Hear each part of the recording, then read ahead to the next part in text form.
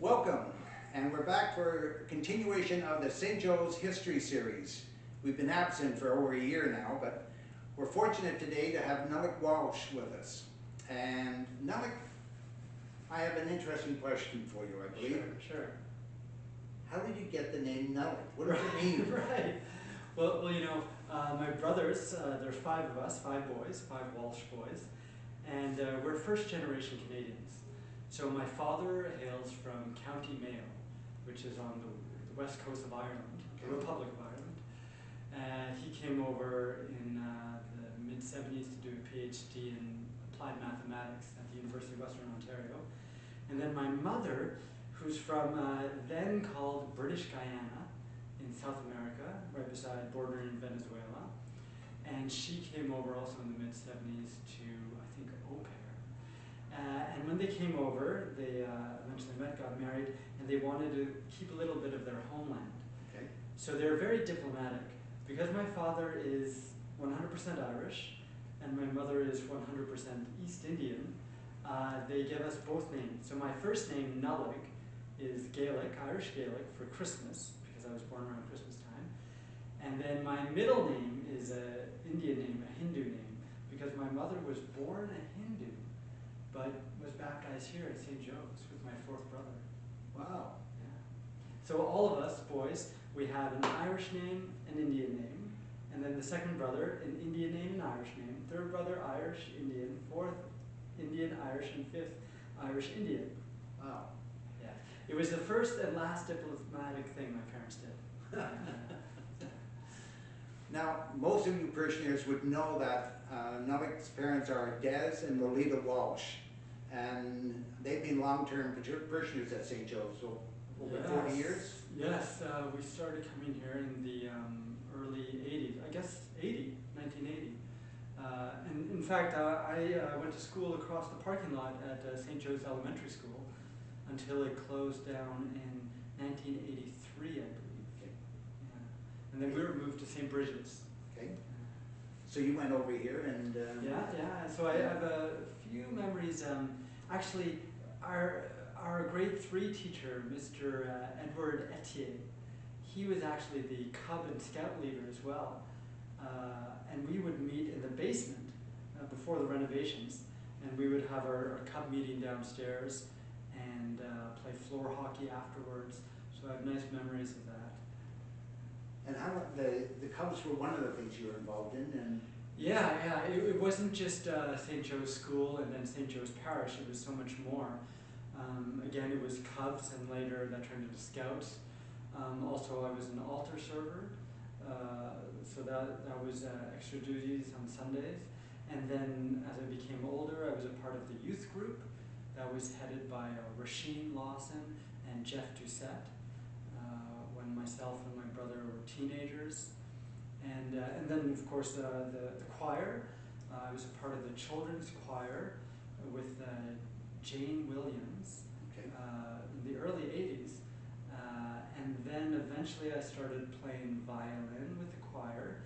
There was another violinist by the name of Alan O'Cranick. yes. The O'Cranick's family of 5 attended St. Joe's for a long time. And Alan is now a brain surgeon, Dr. Alan O'Cranick in Toronto.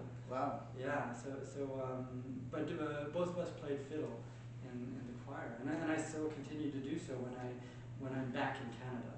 Tell us a bit about your fiddle. So this violin, just like my father, hails from Ireland. If you can see there at the back, it says Perry, P-E-R-R-Y, Dublin.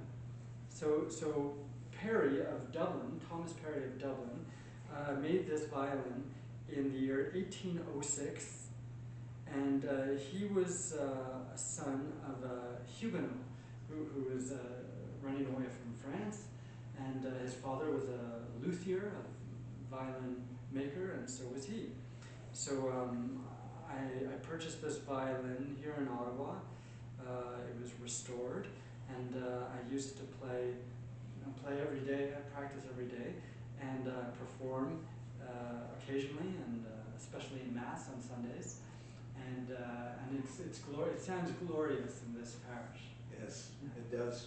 Yes. And yeah, it's a great violin. Now tell me something. Your brothers, were they involved actively in the parish as well? Yes, all of us were baptized here. We also did our first communion here. Confirmation at the time, I guess it was done in the Basilica on Sussex, because the Archbishop had to be present. And then, as I mentioned, my mother who was born a Hindu, was baptized with my fourth brother here at St. Joseph's. Super. So I remember as a kid being a little confused because baptisms always had babies, and here was my mother in her 40s getting water poured on her head, so I didn't know what to make of it as a kid, but I understand it now. Now the youth group that you're involved in, what did they do? Right. What were they involved with? So the youth group headed by Rasheen Lawson and Jeff Doucette was to have a place for teenagers to sort of spend their spare time, get to know one another. So we would meet during the week in this very room, actually. And sometimes, we'd have, read part of the Bible, try to figure out what it meant in the context of a teenager's life, to make it more real and tangible. Other times, I remember a police officer came in and talked about illicit drugs, because that's what you're exposed to as a teenager. We would go camping, horseback riding, so it was sort of extracurricular activities. Yeah. They would take us to St. Bridget's Camp in Low, Quebec, for a youth group retreat, I think they would call it, for the weekend. Yeah. So I have nice memories of paddling the canoes and going in the mud pit and campfires. Yeah, it was a nice time. You said you're part of the children's choir with Jane Williams. Right. And Jane is very famous in this parish because of her, I guess, the respect that people had towards her homilies and her music, and the decor she added to the church. Right. What was she like as a music director?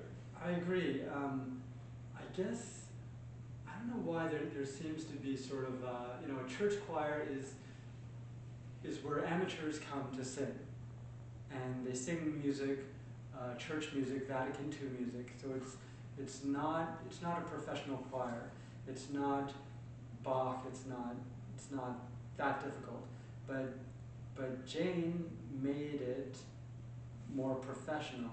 She was quite serious about conducting. She was quite serious about intonation, about people entering with confidence. So then it was real. It wasn't just church music. It was a serious performance that we had to prepare. So we had rehearsals. We used to have an annex building. The Oblate Hall. The Oblate Hall, right. And we would go in there to rehearse, and sometimes we'd have concerts there, like a Christmas concert. And there were many people in the choir back then. I mean, I was just a child, but it was mostly an adult choir, and there was soprano, alto, tenor, bass, and then the children were invited occasionally, because this was a serious choir, and the children were able to hold a tune to a degree, but not to the standard of the real choir. So it was a real, professional outfit. And then later on, when my skill improved, I was able to accompany on the violin. And there was always, of course, a piano accompaniment and a guitar accompaniment, occasionally flute, occasionally dancers, Yes. I recall. But it was much more than just an amateur church choir. And what about the choir? Yeah, well, singing, when you're a kid, it's the easiest thing to do, right? You sing because that's your instrument. And from singing, then you learn to play the recorder, then you learn to play a little bit of piano, and then you attempt a stringed instrument. And usually there's a small window between 3 and 7 where you have to start, or else, really you're not going to develop the right motor skills to play. So the choir is the basis of everything, and you have have to learn your do re mi and be able to carry a pitch and distinguish between good and bad intonation. And that wasn't it was, how did you react to that? Well, I guess as a kid you just do what you're told to do, and you know, you mimic, you listen to people around you, and when you don't have confidence, you follow them. But it does build character and confidence when you know the tune, and you're able to sing it, and you start hearing yourself, not just listening to those around you, but start hearing yourself, and that gives you a confidence, assurance, and then there's very memorable tunes that we sang. You know, so some of the music we sang back in the early '80s, we're still doing now in the 2020s. So it's very, you know, one day we should really make a video of sort of the best of that we've been singing Sunday after Sunday after Sunday for decades. Yes. And it really, it's more than just a nice tune now with lyrics about what we believe in. I guess for some people, especially very, very old people, it really is their memory. You know, it really will bring back whatever they might think they've lost. So it's quite powerful. Now, Nollaig, you left Canada. You went to Korea at the age of 24, was it? That's exactly right. Tell us about your journey, why you went there. Right. Yeah. In the Korean language, they say, "한국에 어떻게 오셨습니까?" How did you come to Korea? And I was said, well, simple, by Air Canada. But of course, they're actually asking why. Yeah. Why did you come to Korea? And when I was 24, I finished my Bachelor of Music. I got my degree from Dalhousie University in Halifax. And I went there to, like a lot of students it was it was 2000, the millennium.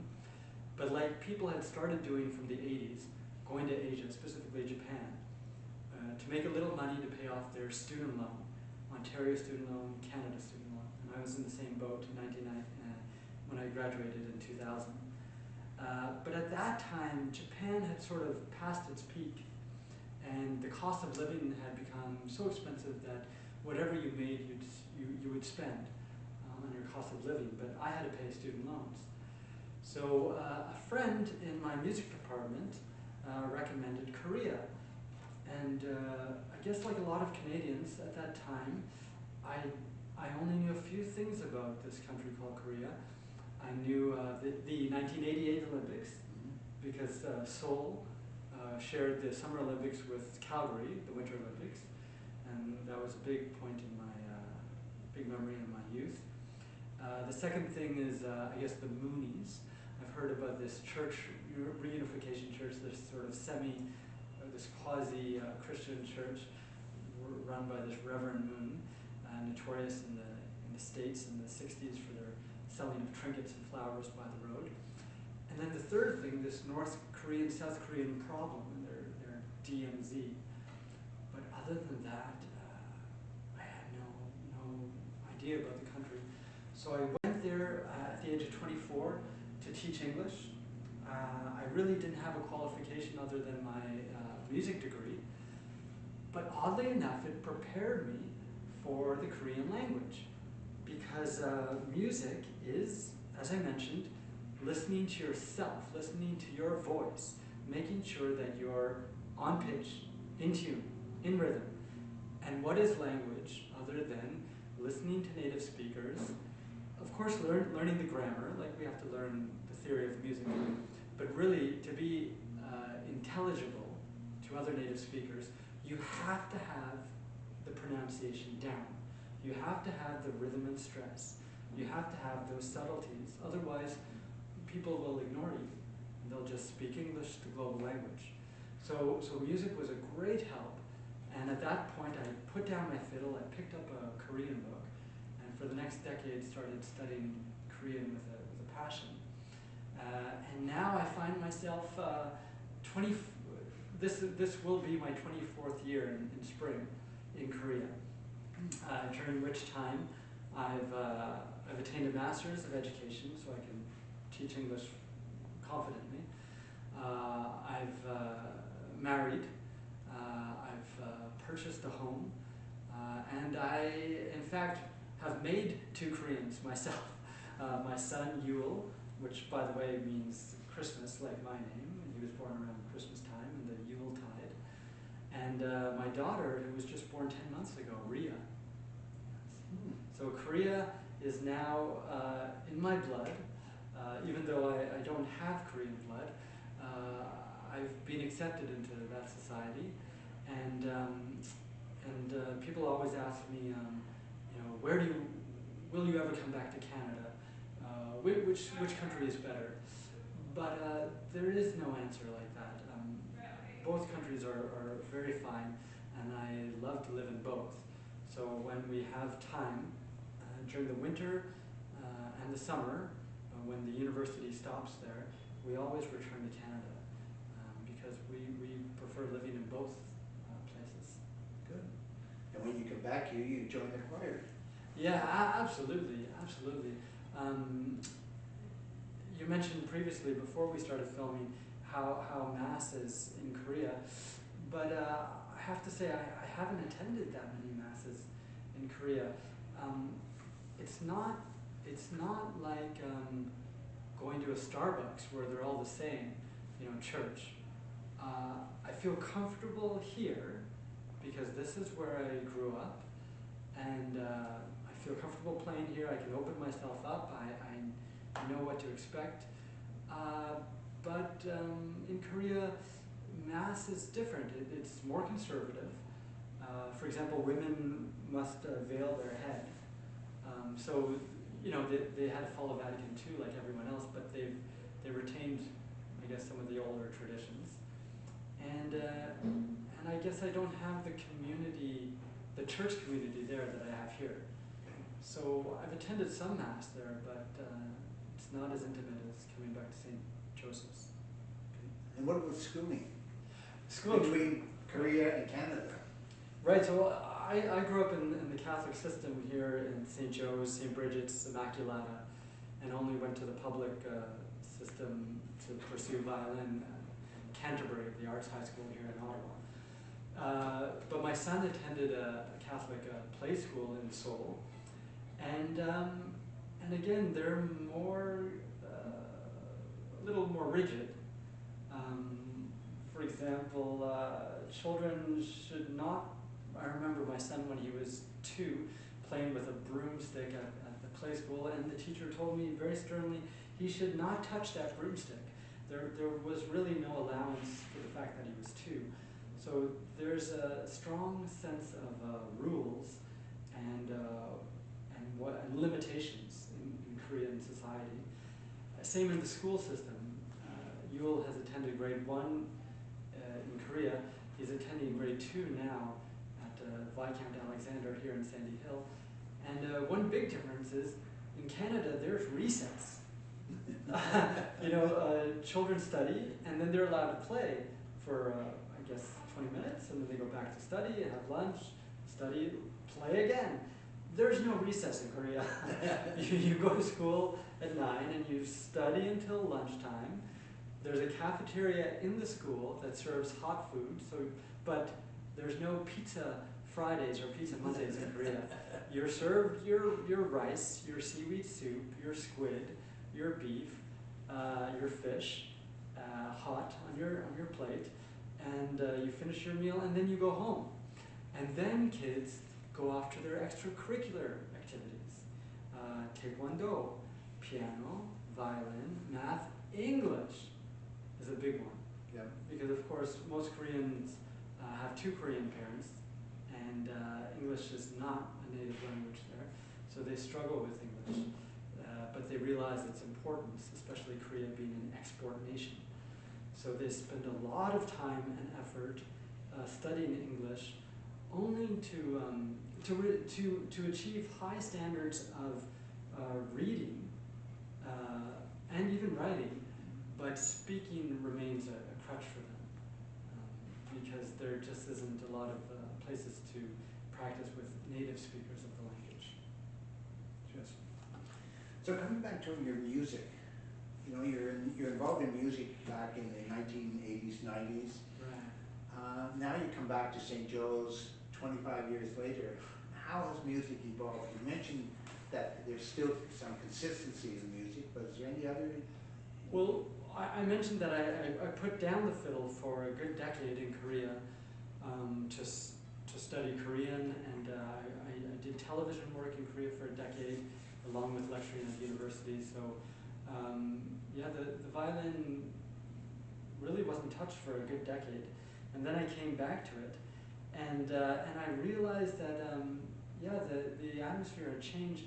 Now, when you want to, for example, practice the Mozart Third Violin Concerto, you can just go to YouTube and turn on the orchestra -1 and play with them to practice. Yeah.